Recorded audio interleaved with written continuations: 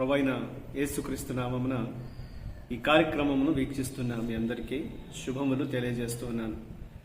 Vision cutie fellowship వారి యేసుతో ఏకాంత సమయం ఈ క్వైట్ టైం కార్యక్రమమునకు మిమ్మల్ని ప్రేమతో ఆహ్వానిస్తున్నాను. అనుదినము దేవుని వాక్యాన్ని ధ్యానించే సమయాన్ని మనకు దయచేస్తున్నందుకై ప్రభుకు వందనాలు తెలియజేస్తున్నాను. మనం ఈ రోజు నుండి ఒక క్రొత్త పుస్తకాన్ని ధ్యానించనై ఉన్నాం. ఈ రోజు నుండి మనం ధ్యానించబోయేటువంటి ఆ యొక్క గ్రంథం పేరు పరమగీతములు. ఈ యొక్క గ్రంథాన్ని మనం ధ్యానించడానికంటే ముందు ఈ గ్రంథం యొక్క పరిచయాన్ని మీకు అందివ్వాలని ఆశిస్తూ ఉంటున్నాను. మనం ఈ యొక్క పరమగీతములు పుస్తకాన్ని మనం చదువుతున్నప్పుడు ఇది ఒక ఇశ్రాయేలు యువతి మరియు ఆమె ప్రేమికుడు సొలొమోను రాజు మధ్య ఒక ప్రేమ సంభాషణగా ఇది ఉంటుంది. వారు ఒకరినొకరు తమ భావాలను మరియు కలిసి ఉండాలనే కోరికలను వివరించేటువంటి గ్రంథంగా ఈ పుస్తకాన్ని మనం చూడగలం. ఈ యొక్క పుస్తకం అంతట్లో ఉన్నటువంటి సంభాషణ అంతా కూడా శృంగారము మరియు వివాహము వారి మధ్య సరైనటువంటి దృక్పథం కలిగి ఉండాలని, దేవుడు వారికి ఇచ్చినటువంటి దృక్పథంలో వారు నిలిచి ఉండాలనేటువంటి విషయాన్ని ఈ యొక్క గ్రంథం మనకు తెలియజేస్తుంది. దేవుడు శృంగారంను సృష్టించాడు, దాని ప్రాముఖ్యతను ఆయన గుర్తిస్తాడు. అందుకొరకే లేఖనములో దాని ఉపయోగం కొరకు అనేకమైనటువంటి మార్గదర్శకాలను మరియు దాని దుర్వినియోగం గురించినటువంటి హెచ్చరికలను దేవుని వాక్యం మనకు తెలియజేస్తుంది.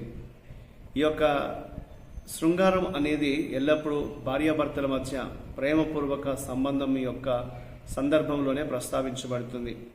పరమగీతంలోని ముఖ్యాంశము ఒక పురుషుడు మరియు స్త్రీ వారి ప్రేమ, వారి యొక్క వివాహము, వారి యొక్క శృంగారంను వివరించే ఒక సన్నిహిత కథగా మనం చూడగలం. సొలొమోను బహుశా ఈ యొక్క గీతమును తన యవన ప్రాయంలో ఆయన వ్రాసి ఉన్నాడు. స్త్రీలు, శృంగారము మరియు ఆనందం పట్ల తనకున్నటువంటి మక్కువను అధిగమించడానికి ఇతను ముందుగానే దీన్ని రాసి ఉన్నట్లుగా మనం అర్థం చేసుకోవచ్చు. కాబట్టి ఈ రోజున మనందరం కూడా ఈ పరమగీతముల యొక్క గ్రంథాన్ని ధ్యానించక ముందు ఈ పుస్తకంపై అనేకమైనటువంటి అభిప్రాయాలు ఉన్నట్లుగా మనం చూడగలం. అనేకమైన చర్చలు దీని గురించి జరుగుతూ వచ్చాయి. ఇది ఇశ్రాయేల్ ప్రజల పట్ల లేదా సంఘం పట్ల దేవునికి ఉన్నటువంటి ప్రేమ యొక్క ఉపమానం అని కొందరు తలంచారు. మరికొందరు ఇది వివాహిత ప్రేమకు సంబంధించిన సాహిత్య కథ అని కొందరు తెలియజేశారు. వాస్తవికతలో ఇది 2 భాగాలతో కూడినటువంటి చరిత్రగా మనం తెలియచేయవచ్చు. ఒక స్థాయిలో ఇది మన ప్రేమ, వివాహము మరియు సెక్స్ గురించి మనం నేర్చుకుంటాము. మరొక స్థాయిలో తన ప్రజల పట్ల దేవునికి ఉన్నటువంటి అమితమైన ప్రేమను ఈ గ్రంథంలో మనం చూడగలం. మనం పరమగీతములు చదువుతున్నప్పుడు మనం దేవుని చేత ప్రేమించబడుతున్న వారమని గుర్తు చేసుకోవాలి. మన జీవితాన్ని, సెక్స్ మరియు వివాహాన్ని ఆయన దృష్టికోణం నుండి చూడడానికి మనం నిశ్చయం చేసుకోవాలని దేవుని వాక్యం జ్ఞాపకం చేస్తుంది. దేవుడు వివాహ వ్యవస్థను ఎంత పటిష్టమైనదిగా ఆయన ఏర్పాటు చేశాడో దాని గురించినటువంటి ఆలోచన మనం ఎరిగి ఉండి లేఖనాలను మనం తెలుసుకొని వివాహ బంధములో, ప్రేమలో మనం నిలిచి నిబద్ధతతో కొనసాగాలనేది ఈ యొక్క గ్రంథం మనకు తెలియజేస్తుంది. ఈ యొక్క పుస్తకం రాయబడడంలో ఉద్దేశాన్ని మనం గమనించినట్లయితే వరుడైనటువంటి సొలొమోను రాజు మరియు అతని వధువు మధ్య ప్రేమ గురించి చెప్పడానికి, ప్రత్యేకంగా వివాహం యొక్క పవిత్రతను ధృవీకరించడానికి మరియు తన ప్రజల పట్ల దేవుని ప్రేమను తెలియచేయడానికి ఈ గ్రంథం వ్రాయబడి ఉంది. దీన్ని రాసింది రచయిత సొలొమోను. దీన్ని అసలు ప్రేక్షకులు ఇశ్రాయేలు ప్రజలు. ఇది రాయబడినటువంటి కాలాన్ని మనం గమనించినట్లయితే బహుశా ఇది సొలొమోను పరిపాలన ప్రారంభంలో రాసి ఉండవచ్చు. కూర్పు ఈ పుస్తకం యొక్క బ్యాక్గ్రౌండ్ మనం గమనించినట్లయితే ఇశ్రాయేలు స్త్రీ షూలమ్మితి తోట మరియు రాజు యొక్క భవనంలో ఈ యొక్క విషయాలు, ఈ కథ జరిగినట్లుగా మనం అర్థం చేసుకోవచ్చు. ఈ గ్రంథం యొక్క మూలవచనం మనం గమనించినట్లయితే 6వ అధ్యాయం 3వ వచనం, నేను పద్మములలో మేపుచున్న నా ప్రియునుదానను, అతడు నావాడు అనేది ఈ గ్రంథం యొక్క మూలవచనం. ఇందులో ఉన్నటువంటి ప్రత్యేకమైనటువంటి విషయాలు మనం గమనించినట్లయితే లైంగికత, శృంగారం అనేది మనుషులకు దేవుడిచ్చినటువంటి వరం. ఆయన శృంగారమును ఆమోదించాడు, కానీ దాని వ్యక్తీకరణను వివాహంలో ఒకరికొకరు కట్టుబడి ఉన్నటువంటి పురుషుడు మరియు ఒక స్త్రీ మాత్రమే ఆయన పరిమితం చేశాడు. ఎవరైతే వివాహంలో కట్టుబడి ఉంటారో ఆ స్త్రీ పురుషులకు ఆయన దీన్ని పరిమితం చేసినట్లు లేఖనాలు తెలియజేస్తున్నాయి. శృంగారము, ప్రేమ మరియు పెండ్లి నిబద్ధతతో, ఒక కమిట్మెంట్తో నడిపించబడాలని దేవుడు కోరుతూ ఉన్నాడు. అది కామంతో లేకపోతే శరీర కోరికలు తీర్చుకోవడం కొరకు కాదు అనేది లేఖనం మనకు జ్ఞాపకం చేస్తుంది. ఇది పరస్పర ఆనందం కొరకు దేవుడు ఏర్పాటు చేసినటువంటిది, స్వార్థపూరిత ఆనందం కోసం కాదు అనేది వాక్యం మనకు తెలియజేస్తుంది.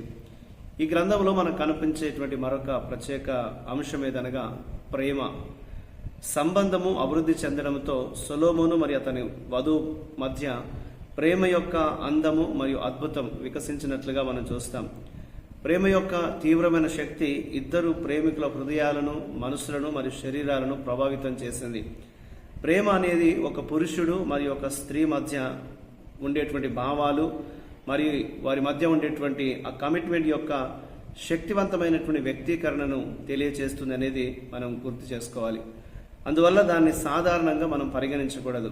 కాబట్టి మనల్ని ప్రేమించేలా మనం ఇతరులను మనము తారుమారు చేయకూడదు, కానీ సంబంధంలో ప్రేమను మనం ముందస్తుగా ప్రోత్సహించకూడదు. దేవుని ఈ ప్రేమ మన జీవితాల్లో అది నిస్వార్థమైందిగా, ఇతరులను మరి బలపరిచేదిగా ఉండాలి అనేది లేఖనంలో మనకు ఆయన గుర్తు చేస్తూ ఉన్నాడు. ఇందులో మనకు కనిపించేటువంటి మరొక అంశం ఏదనగా నిబద్ధత, కమిట్మెంట్. ప్రేమ యొక్క శక్తి అవసరము. దాన్ని రక్షించడానికి అనుభూతి ఎక్కువ మనకు అవసరమని తెలియజేస్తుంది. మన జీవితాల్లో ప్రేమను వ్యక్తీకరించడానికి భాష కంటే ఎక్కువ అది అవసరమై ఉంటుంది. ప్రేమను కాపాడుకోవడానికి వివాహం అనే సరిహద్దు అవసరమని లేఖనం తెలియజేస్తుంది. ఇది వివాహం అనేది భార్యాభర్తల మధ్య రోజువారీ కమిట్మెంట్ యొక్క వేడుకగా మనం చూడాలి. శృంగారము వివాహాన్ని ఆసక్తికరంగా ఉంచుతుంది. కమిట్మెంట్ అనేది, నిబద్ధతగా ఉండడం అనేది వివాహము చెడిపోకుండా, తగ్గిపోకుండా చేస్తుంది. ఒంటరిగా జీవిత భాగస్వామికి కట్టుబడి ఉండాలని నిర్ణయం వివాహ బలిపీఠం వద్ద ప్రారంభమవుతుంది మరియు అది రోజు రోజుకు తప్పనిసరిగా అది కొనసాగేదిగా ఉండాలి అనేది లేఖనం జ్ఞాపకం చేస్తుంది. కాబట్టి ప్రేమకు నిబద్ధత అవసరము, వివాహంలో కమిట్మెంట్ అవసరం అనేది లేఖనం మనకు తెలియజేస్తుంది. ఇందులో మనకు కనిపించేటువంటి మరొక అంశం ఏదనగా అందం. ఇద్దరు ప్రేమికులు తమ అందాన్ని కొనియాడారు. వారు ఒకరిలో ఒకరు చూసుకున్నారు. వారు ఉపయోగించే భాష ప్రేమ యొక్క సహజత్వాన్ని చూపిస్తుంది.